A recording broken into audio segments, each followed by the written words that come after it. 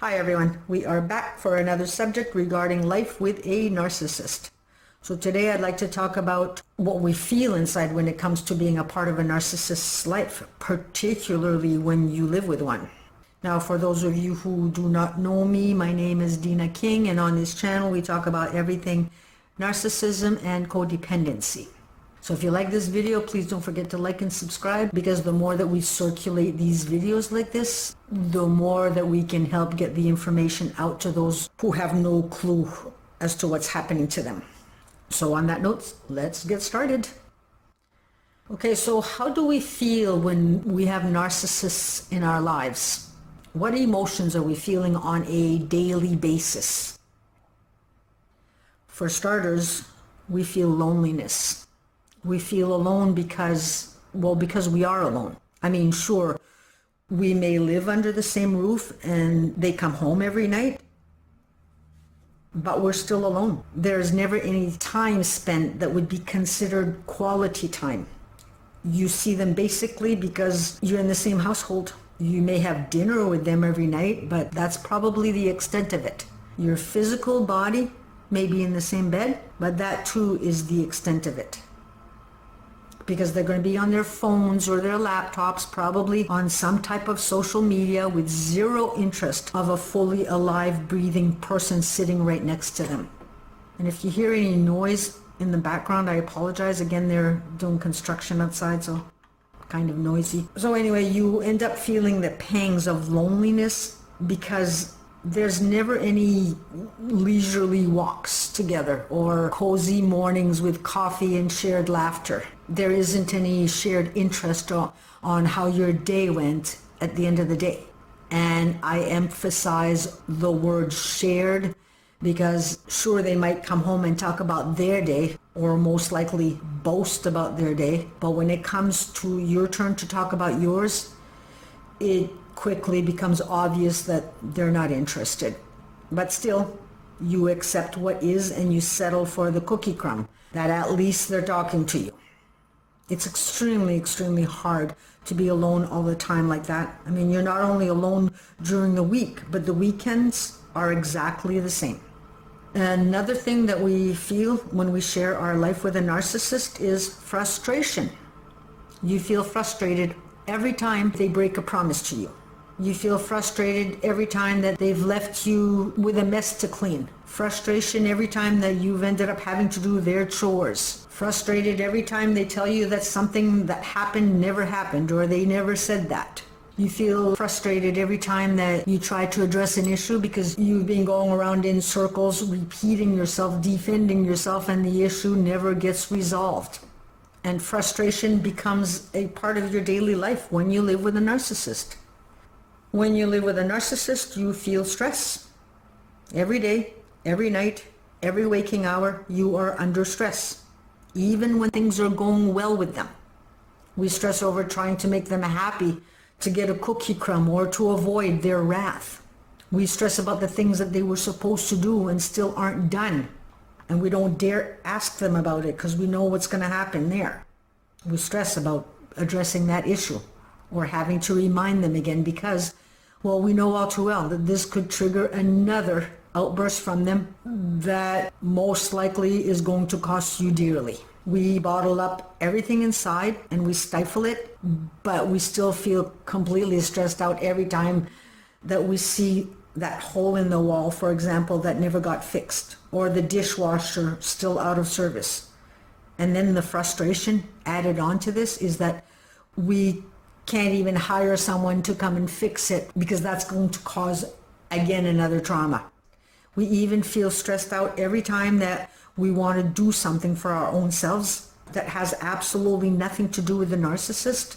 Are they going to be angry if I meet up with my friend, for example? We feel as though we need to ask for permission to move to the right or to the left. I mean, even vacuuming your floors can cause another outburst because somehow you've disturbed their concentration. And who do you think you are? Our stress levels go through the roof every time they walk through the door with that look on their face, because whatever happened at work, you're about to pay the consequences. They're going to be on the lookout for anything that they can find that's going to give them the green light to pounce. They're going to push every button to get your reaction because they need that outlet. And you know it all too well. So you walk on eggshells, stressed to the max because you know it's coming. And stress like that it's an open invitation to disease. Okay, what else are we feeling? We are feeling, when we live with a narcissist, we are feeling anger and resentment. If you were to count how many days out of 1 year that you have spent angry and resentful, you would find that those days outnumber the good days by a lot. You go to bed angry because they started a huge fight with you and did everything in their power to assure that the fight remained a fight. You wake up angry. The day is spent in anger. The days, the weeks, because you're being stonewalled. You feel anger and resentment because yet again, they've crossed over that boundary that you've made clear should never be crossed. Meanwhile, they can feel safe in knowing that you will always respect their boundaries. You feel anger and resentment towards the people who have treated you in like manner. You feel anger and resentment towards family and friends who don't understand nor take what you're going through seriously. Or you feel angry because they've sided with the narcissist. They now see you as the crazy one who needs help. I mean, anger is an energy that can have a life of its own. So now you're this angry person. It becomes your identity, your personality. Where once you were probably a person who laughed all the time is now constantly a serious person. Anger, yes, of course, it has its place in the world as long as it's dealt with, because as I've said before, our emotion is our guidance system. Our emotions are there to make us aware of something.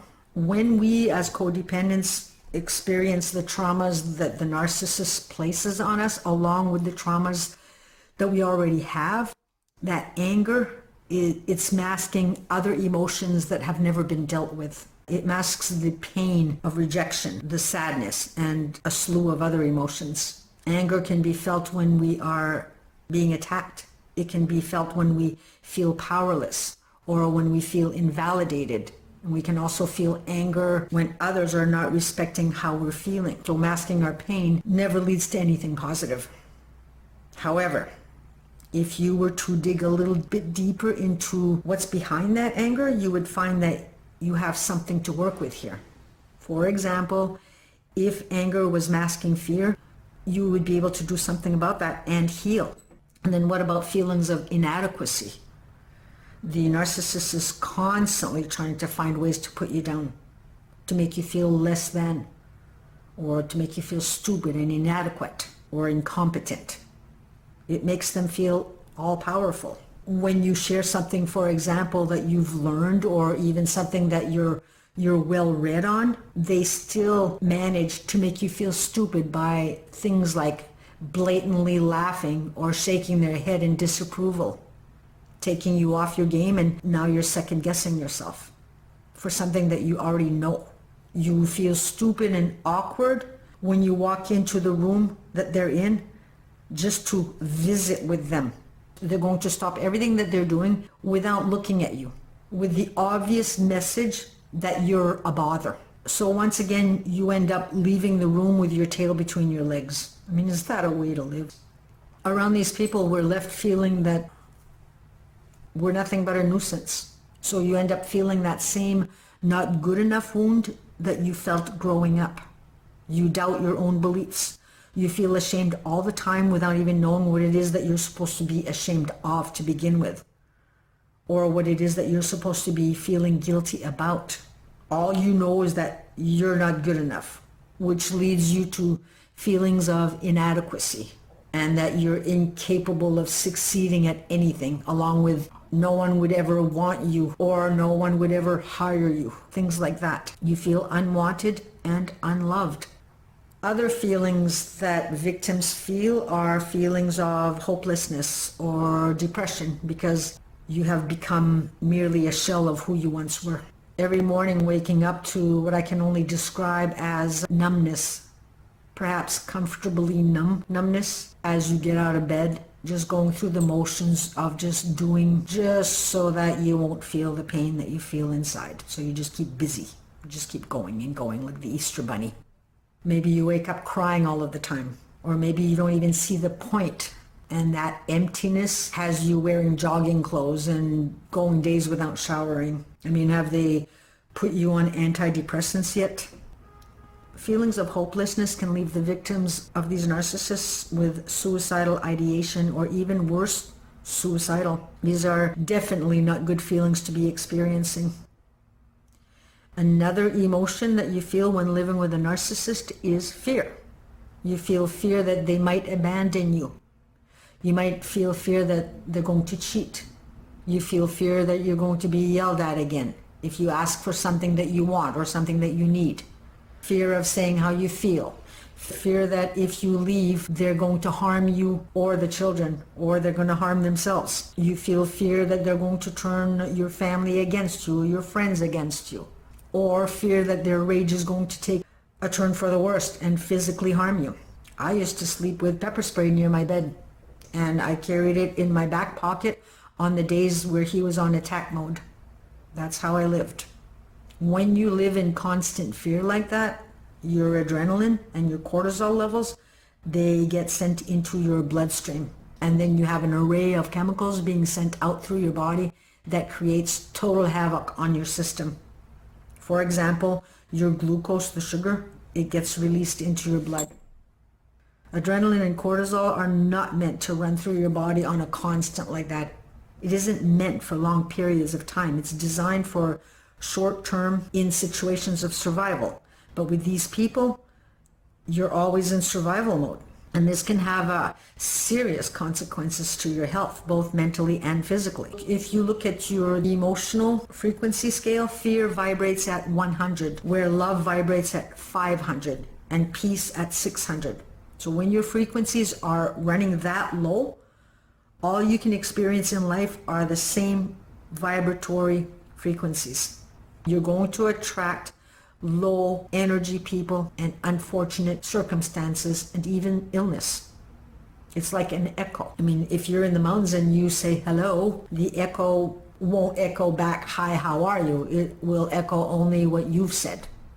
And the same thing goes for what you're vibrating. So what we want to do is we want to start moving up this emotional scale if we want to get out of these situations. All of these feelings that we have inside with these narcissists they're horrible feelings, and somehow we accept it and we settle. But what if you had a child that was being treated in that manner? I mean, what if the child was alone all the time, yet constantly running to appease their partner just to get a cookie crumb? Your heart would break in a million pieces for them, wouldn't it? Wouldn't you grieve for the child's loss of humanity? So why aren't you grieving for you? Why have you not cried for you? And I'm not saying here that you haven't cried. I'm talking about grieving. I mean, you've cried. You've cried tears of desperation. You've cried tears of anger, of hopelessness. But grief is a response to loss, and it is often left ignored. And in this situation, have you not lost? You have lost major with no grievance for all that you've lost. Where are all the tears for the you that is alone all the time? Where are all the tears for that sadness that you feel inside? Where are all the tears for this soul who's always giving up the things that they've wanted to do because they fear being yelled at or rejected, every day being spent living for them? Where do you fit in this life? Where are the tears for that child that is within? Always having somebody on your back like that, being bullied for merely existing. I mean, is that fair? So when I say grieving, the loss that is needed to be grieved is the loss of you, the loss of self. Because that's what you've lost, being with the narcissist, self. You've lost your identity. And unfortunately, most of the time, we only get to see that once we leave the relationship. And a big part of that reason is because when we're in that relationship, all of our time is spent finding ways to survive. So we have no time to stop and give ourselves the space, which is why I'm always talking on my videos that we need to give ourselves the space. Or it's spent just doing and doing and doing just to avoid the pain that we feel inside. You're not giving yourself the space that you need to grow. And in order to grow, the weeds need to be pulled. And those feelings inside that are trapped in you, those are the weeds. And you can't see the reality of what is happening to you because you're angry all the time, because they've done something to upset you yet again, or they aren't talking to you again. They're in their anger and the air is so thick with their toxicity that you can cut it with a knife. So going through days of uncomfortable, awkward situations, that way it's way too stressful to be able to even think straight. There isn't any space for you. Another thing that they'll do where you have no space to process is they're going to hold you hostage in circular conversations where you're going to be gaslit, mocked, and shamed while they're filling up on energy, your energy, leaving you void of nothing. You have no energy left. And in this, you are trapped with nowhere to turn and alone in the world because either they've alienated you from others or your friends, family just don't understand what you're going through. They don't get the severity of what you're going through. They think that you're just complaining or being negative. They don't get what it is to be psychologically trapped. They just think it's your fault for staying and putting up with it. In our trauma, we need desperately for someone to give us that space to not only listen, but to acknowledge what we're going through. And that acknowledgement, it could often give us the strength that we need for the next step. But instead, if we do try and express what we're going through, we're just left feeling shame. We're told to think positive thoughts or to have more faith. We're shrugged off with things like, oh, I'll pray for you, when it's not even sincere. So all of this, it leaves us feeling once again that we're the ones at fault here and the trauma deepens, the cut deepens. So again, I ask, why are you not crying for you? Grieving is a healing process. Grieving for self brings love back to the table. Love for self. So I hope that you take the time and give yourself the space to process all that I've said. Think of you as the little child that is still there, longing to be seen, because that child is still there. Give yourself that compassion, and that right there is going to begin the healing process. So I leave you with that thought, and we shall see you in the next video. So bye for now.